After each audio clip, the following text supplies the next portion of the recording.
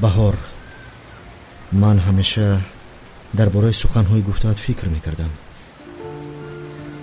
درباره آن که تنها موندی و چی کاری میکنی و به کجا میروی در این باره گفته بودی و فراموش کن. نه، این دفعه فراموش نمیکنم بهار، این دفعه فراموش نمیکنم.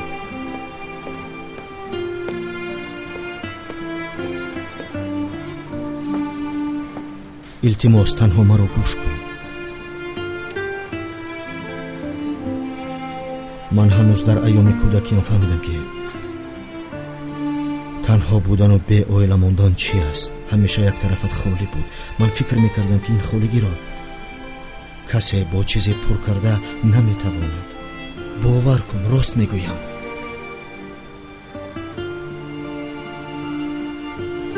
من به خطاگی خیلی کلان رخ دادم. تنها برای قصاص گرفتن به افسون نزدیک شدن خواستم، ولی من این را دوام داده نتوانستم بهار، چون که تو را واخوردم. من به تو عاشق شدم بهار. وقتی که من باطن خالیم را با انتقام پر کردن خواستم، من با عشق تو شناس شدم. تو برام صحیفه نوی را باز کردی. نظر کردم و خودم رو دیگرگونه دریافتم.